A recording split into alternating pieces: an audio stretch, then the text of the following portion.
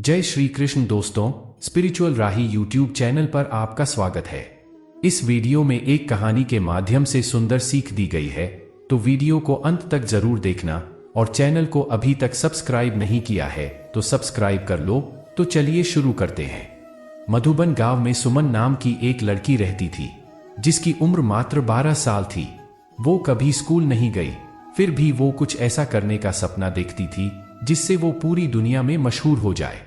सुमन के गांव वाले उसे हमेशा पगली कहते थे, क्योंकि वो कभी स्कूल नहीं गई, फिर भी वो जिंदगी में कुछ बड़ा करने का सपना देखती थी।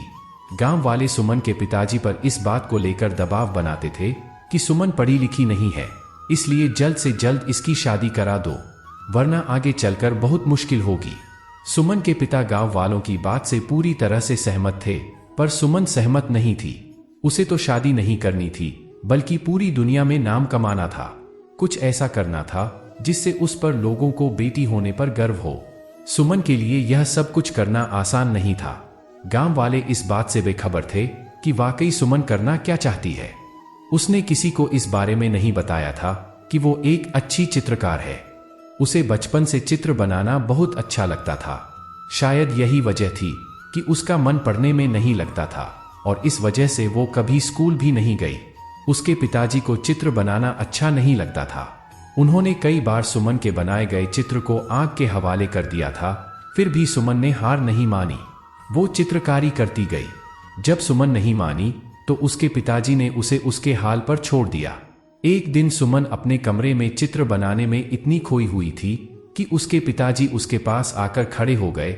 इसका उसे बिल्कुल एहसास नहीं हुआ। सुमन के पिताजी ने कहा, सुमन, तुम नहीं मानोगी, यह बेवकूफी वाला काम तुम्हारे किसी काम नहीं आने वाला है।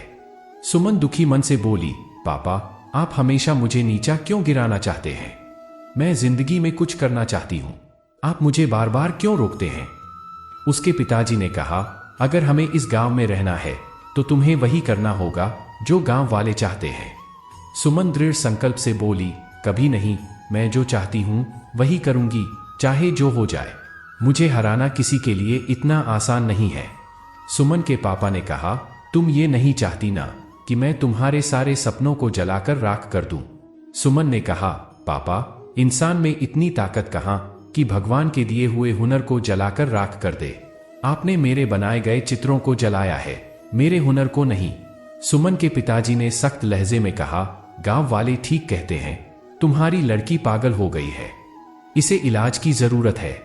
सुमन बोली, पापा, आपको पता होना चाहिए कि दुनिया में जो भी बड़े काम हुए हैं पागलों ने ही किए हैं और करते रहेंगे। मैं भी उन्हीं पागलों में से एक हूं। सुमन के पिताजी ने कहा, मुझे लगता है तुम्हें समझाना बेकार है।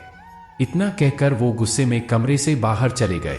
सुमन गांव वालों को सफल होकर दिखाना चाहती थी, ताकि वो भी अपनी बेटियों को आगे बढ़ने का मौका दे और उनकी बेटियां अपने पैरों पर खड़ी हो सके। एक दिन सुमन के मन में ये विचार आया कि वो गांव में अपने बनाए गए चित्रों की प्रदर्शनी लगाएगी और आसपास के 10 गांव में प्रचार प्रसार के लिए जाएगी। वो इस बारे में बात करने के लिए अपने पिताजी के पास गई। शायद उसे इस काम में किसी की मदद की आवश्यकता थी। सुमन ने पिताजी से कहा, पापा, मैं आपसे कुछ कहना चाहती हूँ, शायद आपको अच्छा लगेगा कि नहीं। मैं हमारे गांव में मेरे द्वारा बनाए गए चित्रों की प्रदर्शनी लगाने जा रही हूँ। इस प्रदर्शनी में लोगों को मेरे हुनर के बारे में पता लगेगा। वो हमें कुछ नहीं कहेंगे, बल्कि मुझ पर गर्व महसूस करेंगे। सुमन के बहुत समझाने पर उसके पिताजी मान गए और सुमन और उसके पिताजी प्रदर्शनी के तैयारी में जी जान से जुट गए। सुमन के पिताजी अपने खास दोस्तों के साथ पास के 10 गांव में प्रदर्शनी के प्रचार प्रसार करने के लिए गए और उन्होंने घर घर जाकर प्रचार प्रसार किया।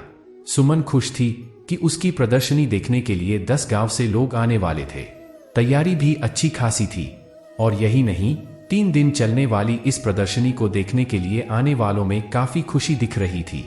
प्रदर्शनी के उद्घाटन के लिए शहर से जिला अधिकारी को बुलाया गया था।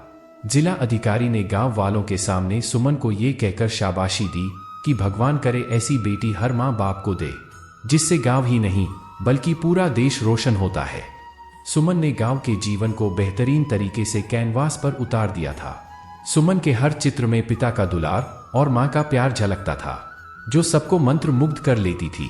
सुमन के पिताजी ने अपराध बोध की भावना से अपनी बेटी से कहा, बेटी, मैं तुम्हारा दोषी हूं। मैंने तुम्हें बहुत परेशान किया। मैंने तुम्हारे बनाए गए चित्रों को जलाया, जो मुझे नहीं करना चाहिए था। सुमन ने कहा, पापा, अगर आप मेरे साथ प्यार से पेश आते तो शायद आज मैं जहां हूं वहां नहीं होती। आपकी हर बात से मुझे और अधिक प्रयास करने की ताकत मिलती थी। सुमन पिताजी का साथ पाकर बहुत खुश थी और वो अपनी कला को और ज्यादा निखारने की प्रयास करती रही और साथ ही दूर दराज के गांव में प्रदर्शनी भी लगाती रही। एक दिन भगवान ने सुमन के साथ जो किया वो किसी के साथ ना करे।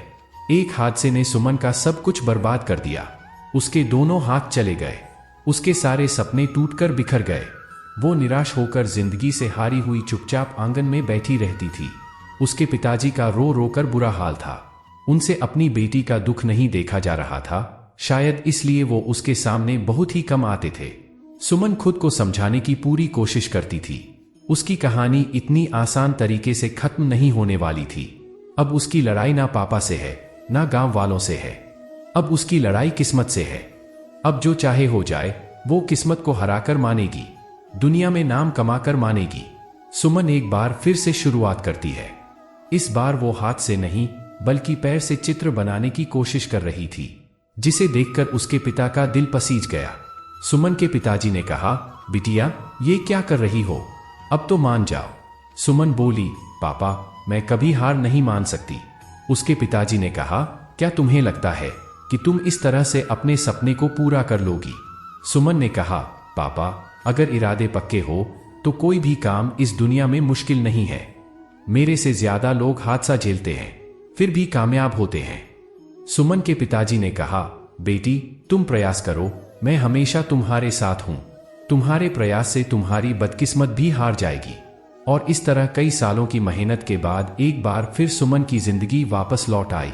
उसके टूटे हुए सपने एक एक करके जुड़ने लगे और वो गांव से लेकर शहर तक अपनी चित्रकारी के लिए मशहूर होने लगी थी।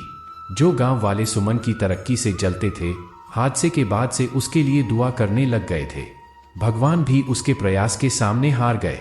वो सुमन को वो देने के लिए मजबूर हो गए जिसकी वो हकदार थी।